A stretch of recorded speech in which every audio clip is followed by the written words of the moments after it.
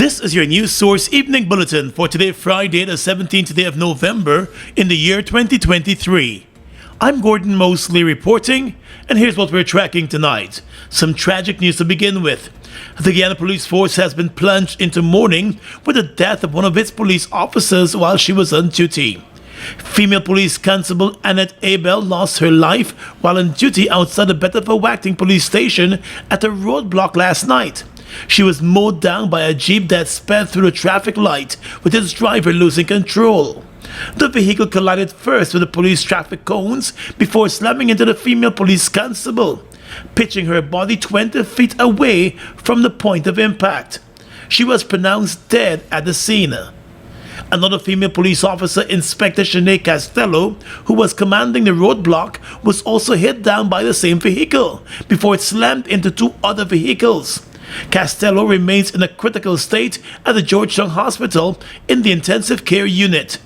News source understands that she sustained multiple fractures and injuries to her body. The police commander for the area, Assistant Commissioner Kali Parshram, was at the scene last night along with a team of police ranks carrying out investigations. Subsequently to that, a third motor vehicle proceeded in the said southernmost lane of the southern carriageway.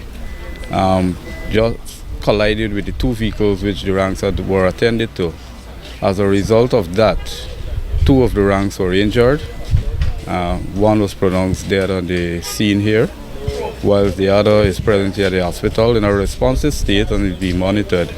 There were occupants in two of the other vehicles, of which they are all at the hospital in conscious and responsive condition, and ranks are attending to them there as to gather further information.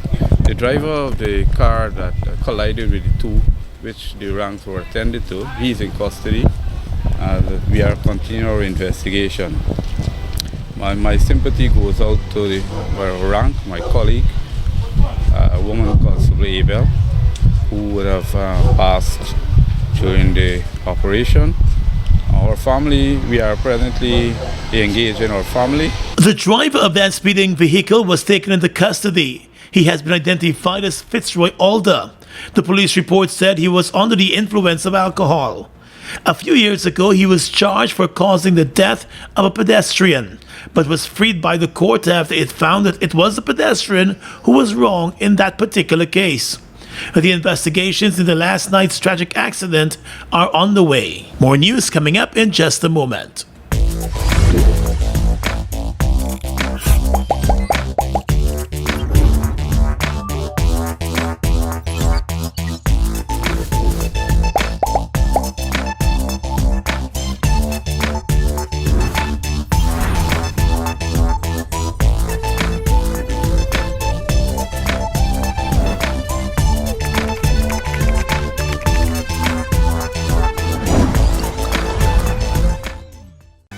My lord, I just love to shop in this store. My customers, them gonna love all these things.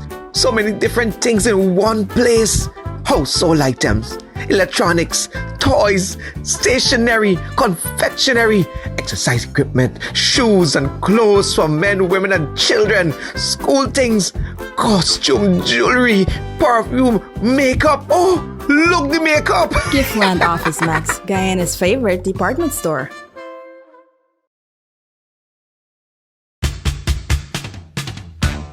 It's your time to win big. The Massey Store's Christmas jackpot promotion is back and bigger than before. Spend $5,000 at any Massey Stores to be the lucky winner of a brand new MGZS and fantastic weekly store prizes from now until January 31st, 2024. What are you waiting for? Head to your nearest Massey Stores to shop now. See our Facebook and Instagram pages for more details. Massey Stores, our family serving your family. It's one of your biggest goals, getting your own home, where memories are made, where happiness lives.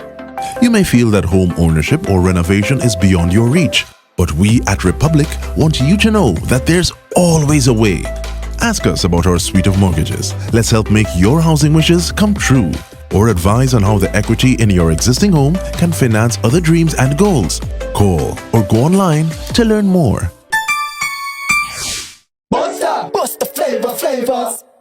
flavor, flavors. Bust the flavors that me crave for. We're full of flavors. Tell your neighbors about the bust the flavors. Grab a bust the flavors. Yeah, thirst buster. Grab a buster. Bust the flavor, taste the savor. Bust the flavors. Bust the flavors. It's back again! The Guyana Public Service Cooperative Credit Union Make My Wish Come Through Christmas promotion is here. What are you wishing for this Christmas? It's another exciting Christmas promotion designed with you, our members, in mind. This Christmas, you can win big household appliances ranging from a fridge, washing machine, gas cooker, dining table, television sets, and much, much more. Here's how you can be a part of our Christmas promotion. You must be a member of the credit union in good standing. You must have an existing loan or must have taken your first loan with the credit union. You must fill out a coupon with your information clearly marked. Coupons for this promotion can be uplifted from our head office at Lot 45 Hatfield Street, Georgetown, or from any one of our regional representatives countrywide. Promotion runs from October 30th to December 15, 2023. What are you wishing for this Christmas? GPSCCU, people helping people.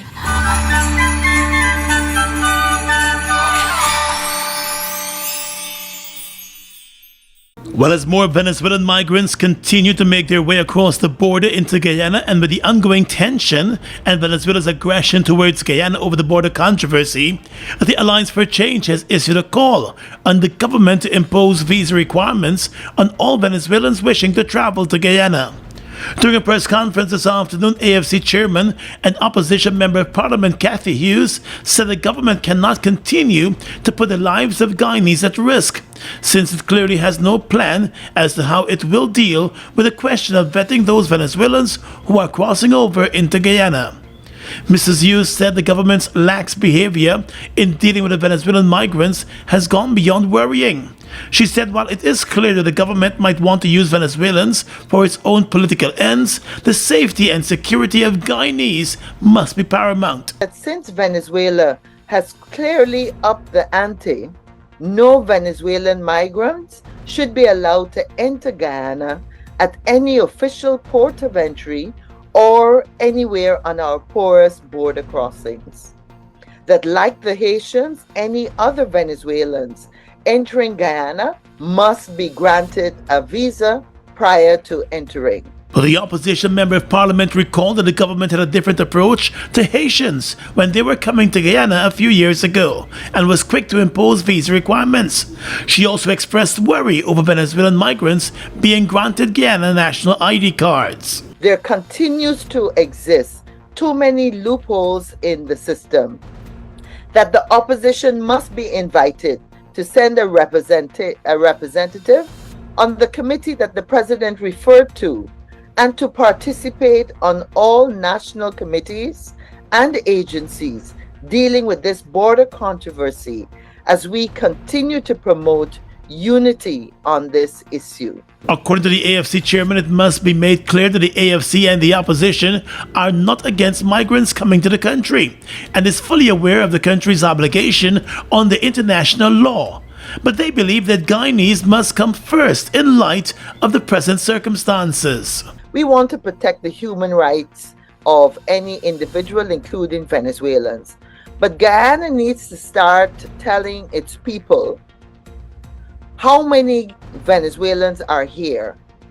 Who are these Venezuelans that are here? Are they professional? Are they more sindicatos? The crime is worrying to people. How many of them are now in our school system? What is this costing our system? Vice President Barachagdio has long made it clear that the government has adopted a welcoming posture to Venezuelans coming here once they operate within the laws of the country. CARICOM leaders and officials of the CARICOM Secretariat have agreed to strengthen ties between CARICOM and Saudi Arabia in a number of areas with particular focus on trade relations, the environment, and infrastructure development. In a communique, the two sides said they will join efforts to promote peace, security, stability, and prosperity through mutual respect and cooperation. It was noted that they will undertake consultation and explore cooperation on specific areas of common interest between both sides, namely education, health, maritime cooperation, connectivity, logistics, food security, energy security, tourism, economic, and other possible areas of cooperation, where appropriate, including the Sustainable Development Goals. At the multilateral and bilateral levels, CARICOM and Saudi Arabia intend to pursue opportunities for sustainable development, peace, security, and stability, tourism infrastructure development, as well as creating business opportunities in the ICT global digital services sector and boosting trade and investment. They also intend to promote trade and investment relations with each other by enhancing public-private partnerships and business-to-business relations between both regions, using available and new physical and online platforms, trade missions, exhibitions, seminars, conferences, and dialogue. CARICOM has also agreed to support Saudi Arabia's bid to host Expo 2030 in Riyadh, highlighting the importance of organizing regional and international exhibitions to re-energize economic and cultural exchanges between Saudi Arabia and CARICOM. Mindful that individual CARICOM member states have pledged their support for Saudi Arabia's candidature to host Expo 2030. They have also stressed the importance and urgency of promoting joint action towards mitigating climate change and adapting to its impacts, protecting the environment, and developing low carbon and clean energy technologies. The CARICOM leaders have also welcomed Saudi Arabia's Middle East Green Initiative and its announcement to establish and host a dedicated Middle East Green Initiative Secretariat and allocate $2.5 billion to support projects and governance. The meeting, which took place in Saudi Arabia, was attended by President Irfan Ali and other CARICOM leaders, along with the CARICOM Secretary General and other officials of the regional body. In the world of politics now, the Linden Mayor and Town Council has rejected the Local Government Commission's appointment of People's Progressive Party civic activist Lennox Gasper as the municipality's new town clerk. The council is calling for Mr. Gasper's appointment to be rescinded. Describing the appointment as unilateral, Mayor of Linden Sharma Solomon, in a statement today, accused the Local Government Commission of failing to follow the prescribed process as outlined in the Local Government Commission Act, which includes consulting with the municipality. The Mayor of Linden said based on established procedures, once a vacancy exists, the council would first inform the commission and then seek its approval to advertise the vacancy, either internally or externally. He said once applications are received, the town council and the representative of the Local Government Commission would engage in a shortlisting exercise to select candidates who suit the requirements. Candidates selected would then be invited to an interview, and the successful candidate would be employed with the approval of the Local Government Commission. The mayor said none of that was done in the appointment of Lennox Gasper as the new town clerk for Linden. Mayor Solomon said the actions of the Local Government Commission have undermined the democratic process and the rule of law, and have also caused significant confusion and disruption within the town of Linden. The mayor said the council will continue to uphold the highest standards of transparency, accountability, and good governance, and will not tolerate any action that undermines the integrity of the local government system or the trust of the people. Before joining the PPP and serving as one of its activists and campaign coordinators for the last local government elections, Lennox Gasper served the previous town council as an APNU AFC councillor. He switched sides in the lead-up to the last national elections. John Lewis Styles is proud to introduce for the very first time their own brand of women's clothing. A line of hand-picked styles and designs of modern and contemporary women's clothing. Fashionable enough for the young. Styles that are timeless, and quality that you're accustomed to.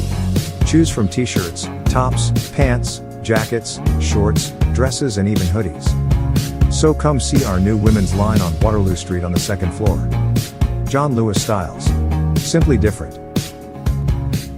Guyana, get ready! It's the 61st National School Cycling, Swimming and Track and Field Championships from November 26th on 2023, hosted by the Ministry of Education and the Guyana Teachers Union. The moment you've been waiting on is here. Come see top student athletes and teachers from 15 sporting districts compete in intense rivalry. Come and enjoy cycling at the National Park, Georgetown, swim in the National Aquatic Center, Leonard, November 27th. And from November 28th to December 1, you can witness the track and field action at the National Track and Field Center, Lenora, Scos Demerara. The action starts 10 hours. The national champions, where stars are born. Sponsored by Forest Water, Vitamin Power Aid.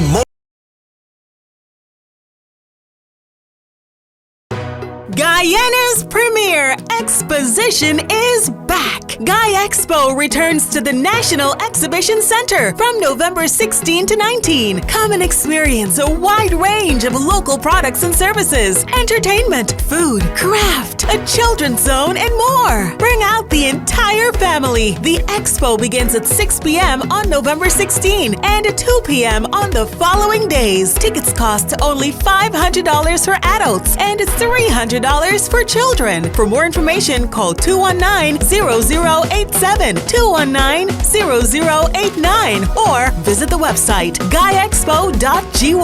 Guy Expo, November 16 to 19, transforming Guyana through investment, innovation, and resilience.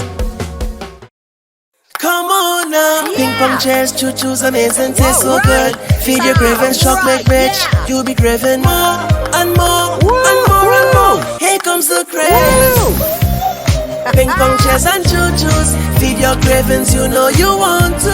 Now it's a party with ping pong.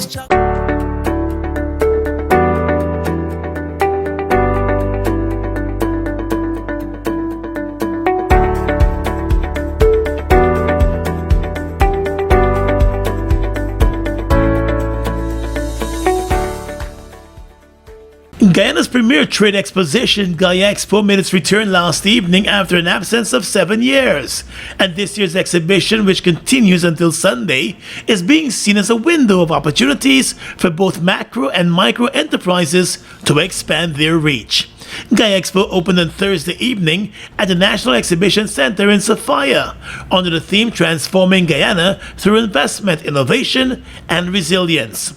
In his address at the opening ceremony, Prime Minister Mark Phillips said Guyana has made significant strides in tourism, industry, and commerce since the expo was first held back in 1995. 32 years ago, if we had gathered for Guy Expo, the scene would have been starkly different. The booths and exhibits would have reflected a time when our economy struggled. The exposition would have primarily showcased craft items, sugar and rice, the products of our local distillers and beverage companies, and the limited range of goods and services of the then stagnated manufacturing, industrial, and commercial sectors. Ladies and gentlemen, times have changed and are changing. And noting that a paradigm shift is occurring in the country's economy, the Prime Minister said traditional sectors have transformed their way of doing business, while there has been an emergence of non-traditional businesses. He said during the 4-day exhibition, locals and foreigners alike will see evidence of that progress made as they visit more than 250 booths at the expo. At this year's Guy Expo, you will gain a better idea of the increasing shift towards services in our economy. Our economy is transitioning towards greater services, a sure sign of a maturing and modernizing economic landscape. The robustness of our financial sector, the heightened investment in tourism and hospitality, and the growth of transportation, construction, and logistics are all reshaping our nation's future. Minister of Tourism, Industry and Commerce Unish Waldron said the exhibitors include large, small, medium and micro businesses from a wide cross-section of sectors, including agro-processing, manufacturing, tourism and hospitality services, and transportation and logistics. She also said the expo provides an excellent opportunity for businesses to expand their clientele. For the government, the minister said, it addresses the need to be self-sufficient, particularly in the area of food production. Consumers cannot support local if they are unaware of what is available. So for the manufacturers and agro-processors, this is an opportunity to connect consumers with the products and services that you have available. Thousands of locals and visitors will visit your booth over the next few days and to interact with you. This is your opportunity to showcase the strengths and uniqueness of your products. Mr. Waldron said the government will continue to work with local businesses of all sizes to boost their capacity to meet the demands of the various markets. In addition to the expo, the Guyana Expo stage will come alive all weekend with musical shows showcasing Guyana's cultural heritage. The People's National Congress Reforms General Council meeting opens tomorrow Saturday at the party's Congress Place headquarters, with major focus to be paid to uniting the party ahead of the 2025 general elections. That's according to Party General Secretary Dawn Hastings Williams. Speaking with News Source today, the General Secretary said the General Council meeting, which wraps up on Sunday, will be held under the theme moving forward as a disciplined and united party. As the leadership of the party, it is our duty and it is our mandate to ensure that the members are united and instead of dividing, because united we stand, divided we will fall. So that is why we came up with this theme, and we continue to emphasize on unity. Unity, we have to unite to be stronger. Together we are stronger. That was one time a theme. Together we are stronger together. And so we thought it best as the leadership that we have to continue to ask the membership of the party to unite, to stand together, so that we can become a stronger party. And the leader of the People's National Congress Reform, Aubrey Norton, will join other party officials, including members of Parliament, the Central Executive members, regional officials, as well as officials from the party's women and youth structure at Congress Place, to hammer out a number of issues, including the party's biennial delegates Congress and the elections. Party members have been agitating for the General Council to be held in order for the party to kickstart preparations for the Congress. But the General Secretary said while discussions on the Congress will likely take place, she could not indicate whether a date or a specific time frame will be set. In our last General Central Executive meeting, the leader did say that we will have a Congress sometime next year, but I cannot pronounce. He couldn't pronounce on a date because, of course, the Council and the CEC is not a one-man show. He cannot pronounce on a date all by himself.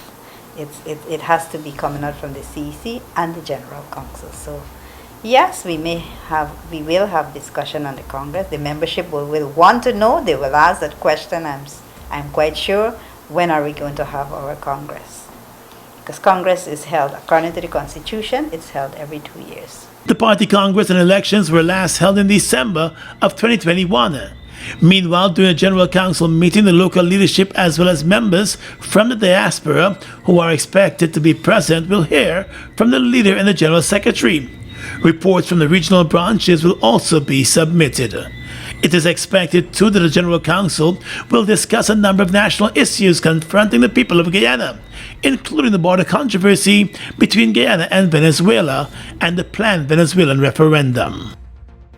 And the Regina Secondary School's Alex Montaz and Queen's College's Naresh Jagnanan have topped the Caribbean in the Caribbean Secondary Education Certificate Exam and the Caribbean Advanced Proficiency Examination, Minister of Education Priya Manikchand announced today. Our students were assessed as against the entire Caribbean, all of the CARICOM countries taking CSEC.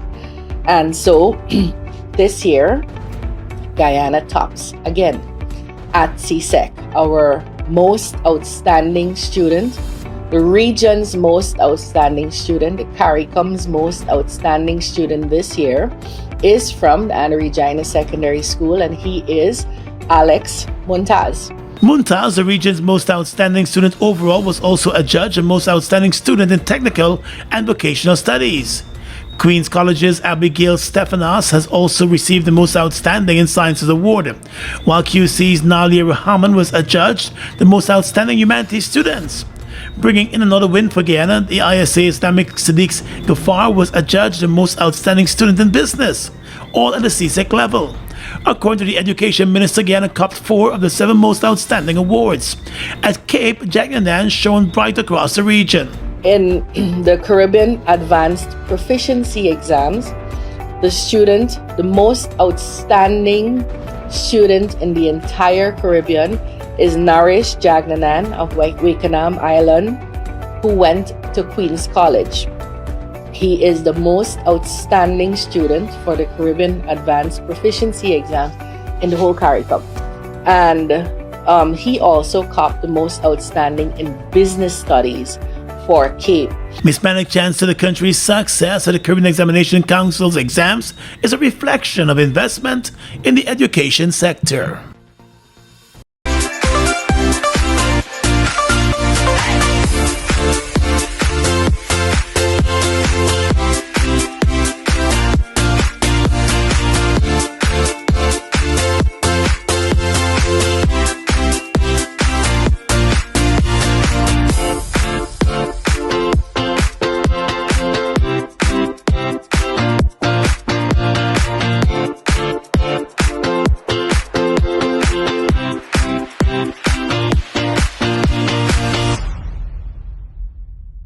Guyana's economy is rapidly transforming, and we're all part of it. Guyoil is at the forefront of this development by providing reliable and efficient energy and supporting community development from the very core. 100% of Guyoil's profit goes back to building schools, roads, and other important infrastructure that connects our cities and towns, providing fuel to domestic, marine, industrial, and aerial transportation. Guyoil has now repositioned itself as a market leader in the petroleum industry, building a better future for all of us. Sorry! Jack? Hey! Boys, where you going with all that speed? Yo, today's the 15th, my NIS contributions are due, and I ain't even get the forms as yet. Hold on. You mean to tell me that you're not aware that all self-employed persons can now make their NIS contributions using the MMG app from the comforts of their homes and offices? Really? I just pay my bills using MMG, Yes, Jack, and the thing's simple. All you have to do is open the app, select Pay Bills, Government Services, NIS, and Pay. They will prompt you to enter your NIS number, the month you're paying for, and the amount. So I don't need to submit any form? The only time you submit in a form is when you're making a claim. Wait, I could make a claim too? Oh, no, man, you didn't know that?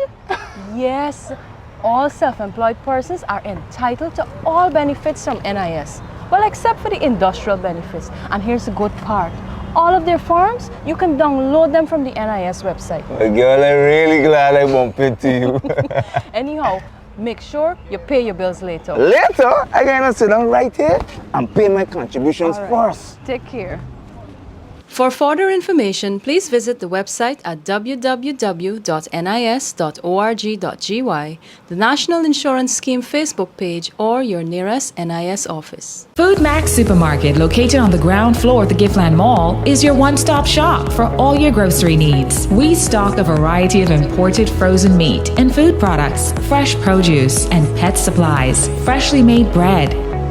Rotisserie chicken and patties are also available daily. Shop in comfort today at Food Max and let our courteous staff assist you in satisfying your shopping needs. Food Max, the fresh food specialist. It's one of your biggest goals, getting your own home, where memories are made, where happiness lives.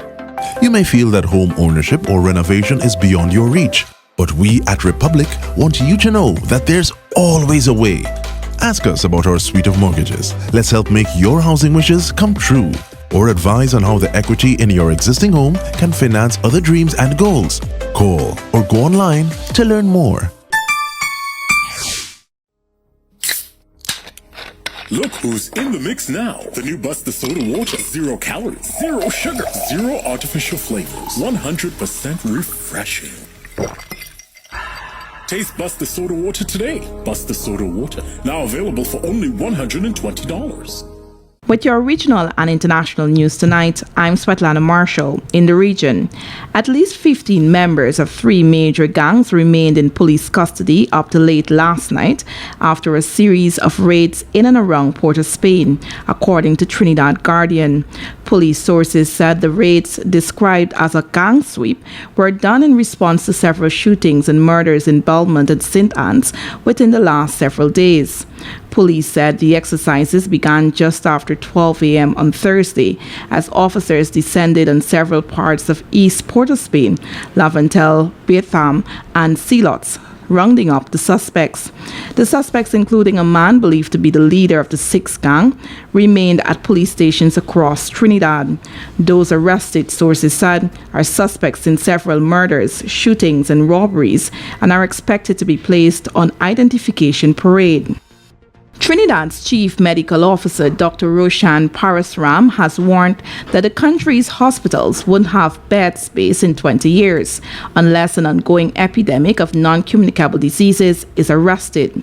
Cardiac disease, hypertension, and diabetes continue to be the leading causes of death among men and women in Trinidad, with Parasram stating on Thursday that the children of today must be targeted now towards adopting healthier lifestyles. Parasram was among public health officials appearing before a joint select committee on social services and public administration for an inquiry into Trinidad and Tobago's response to the prevalence of non-communicable diseases, with specific focus on diabetes, cardiac diseases, and cancer. The CMO said lifestyle continues to be the primary cause of people developing NCDs, including through the use of tobacco, as well as through poor diet and exercise regimes. And finally tonight, international news. According to the BBC, Russia's Justice Ministry has filed a motion with the country's Supreme Court to ban the activities of what it calls the international LGBT public movement as extremists. It is unclear whether the ministry's statement refers to the LGBT community as a whole or specific organizations. It said the movement had shown signs of extremist activity, including inciting social and religious strife. The ban could leave any LGBT activist vulnerable to criminal prosecution. The extremist label has been used in the past by Russian authorities against rights organizations and opposition groups. The top court will examine the motion on November 30. The ban could make it impossible for LGBT organizations to operate and put activists and employees at risk of criminal prosecution. The Moscow Times quoted one of the few LGBT activists still inside Russia as saying. And that's your News Source Evening Bulletin for tonight. I'm Svetlana Marshall reporting and encouraging you to stay safe.